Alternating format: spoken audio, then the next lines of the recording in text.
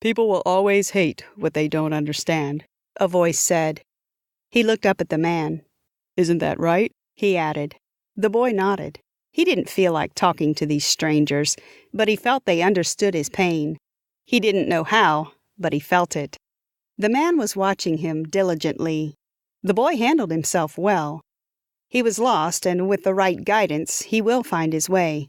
The man vowed in his heart that he and his wife will help the boy understand his true potential. It says here your family died in a fire accident. Did you watch them die? The question was harmless on the surface and did not imply anything, but the boy churned it in his heart. An avalanche of tragic memories flooded his brain. He was back home. He could still hear the screams, the dreadful cry from his younger sister as it split the hot air around her. 2 weeks passed, and school was an adjustment she would have to make. She missed her old school and her old friends. Her best friend was at her old school. They had been best friends since kindergarten, and now, as she looked out in front of her, all she could see were strangers.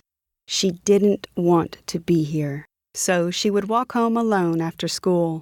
She would miss the bus on purpose because of the bullies on it. They seemed to have multiplied like bacteria after her first day. First, it started with just teasing and name-calling. Then it started to get physical as they shoved her around.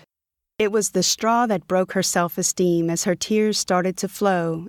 All she wanted to do was get away from here. So she cried and ran, tripping a few times until she was in the forest, surrounded by nothing but trees and greenery.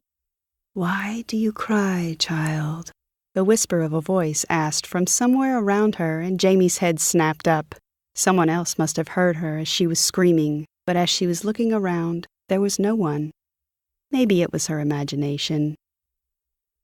How could he be so careless? This was creepy. Mortals aren't supposed to see him. But here he was, wearing the same clothing, with the same sad, pathetic look on his face. He was not used to humans seeing him, and when it happened back then, it never produced anything less than an ear-cracking scream and a pathetic attempt to flee, which he enjoyed for a time and loved giving chase like the demon he is. It didn't matter to him one way or another. What concerned the great horse demon was the unexpected turn of events he had just experienced. Never in his very long existence had he had something like that happen to him. What is she? "Why do I care?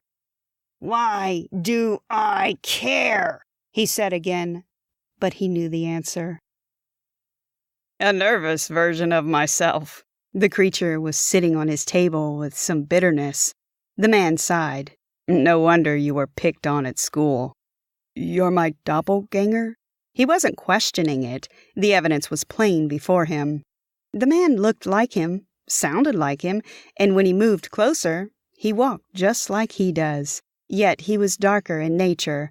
A strange look in his eyes told him that he wasn't above doing anything to have what he wanted. He possessed an aura about him that commanded, "You be silent if you are not prepared." "Bravo, as I expect from myself." He grinned at him, and Michael felt his spine froze, but then he pressed on. "What do you want?" Michael asked. "I think you already know the answer to that question, or is it that you're hoping for something less strange than watching yourself kill you?" "I want to know why," Michael said. "Why what?" the doppelganger asked, eyebrows raised.